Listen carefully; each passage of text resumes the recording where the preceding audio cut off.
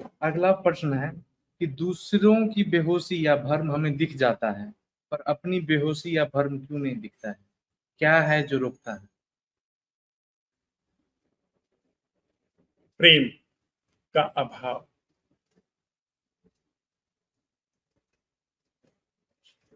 अगर आप भीतर जाएं, देखें, तो दूसरे की तरफ नजर रखना तभी पैदा होता है जब आप अपने भीतर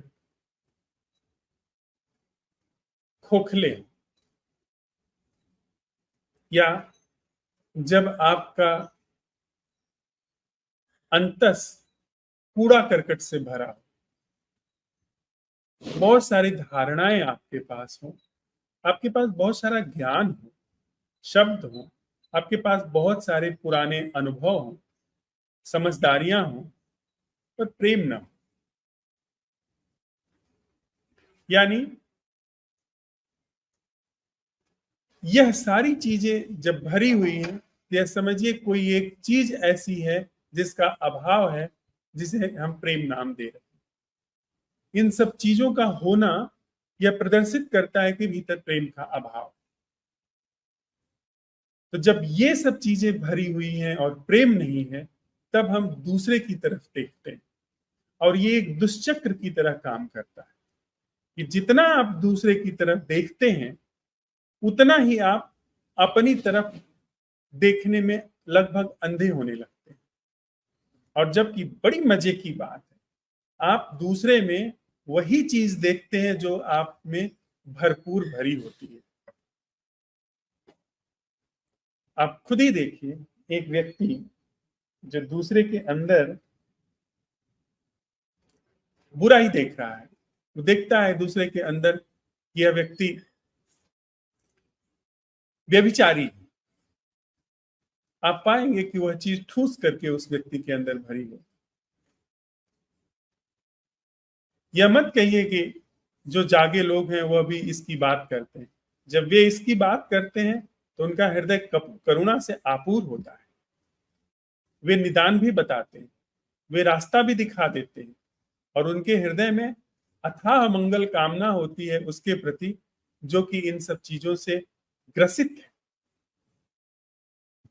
वो एक चिकित्सक की तरह तथ्य का निरूपण करते हैं। हम आप ईमानदार अगर हैं तो अपने भीतर देखें कि हमारे भीतर क्या कामना भरी हुई है। हमारे अंदर हीनता की भावना भरी हुई है, हमारे अंदर दीनता की भावना भरी हुई है, दरिद्रता भरी हुई है।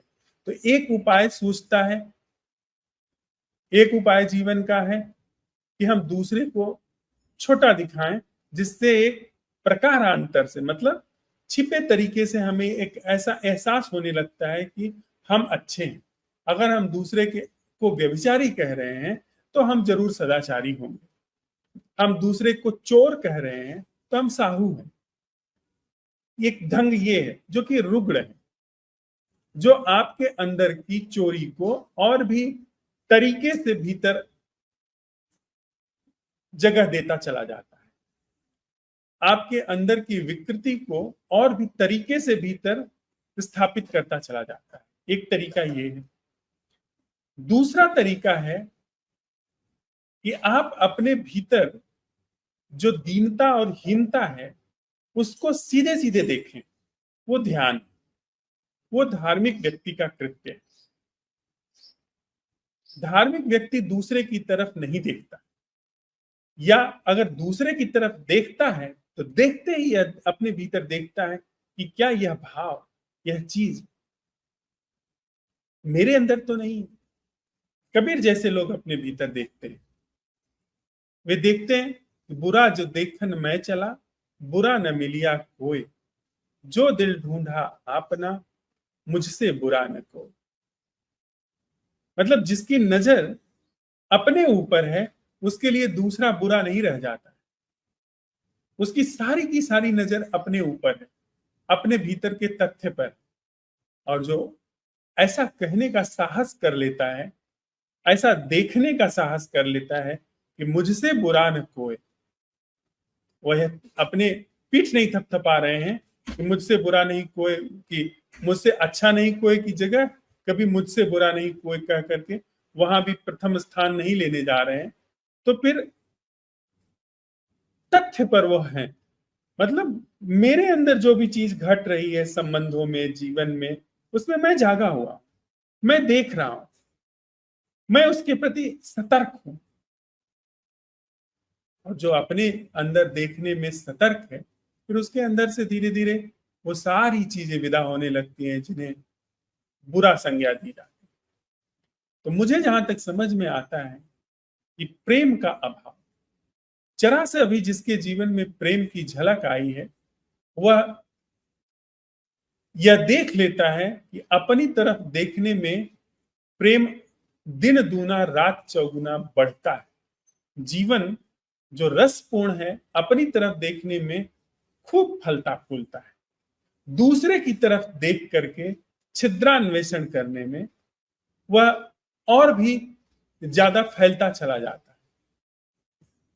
है। आप देखो, अगर मैं आपको देख करके मुंह बिचका रहा हूं, तो यह मुंह चिढ़ा रहा हूं, आपको देख करके मैं थू थू कर रहा हूं, ये सारी जो क्रिया हो रही है, जैसे मैंने जो मुंह बनाया, तो मेरे अंदर रासायनिक परिवर्तन हुआ ना मानसिक तल पे। जब आप हंसते हैं तो आपकी मस्तिष्क में रासायनिक क्रियाएं होती हैं।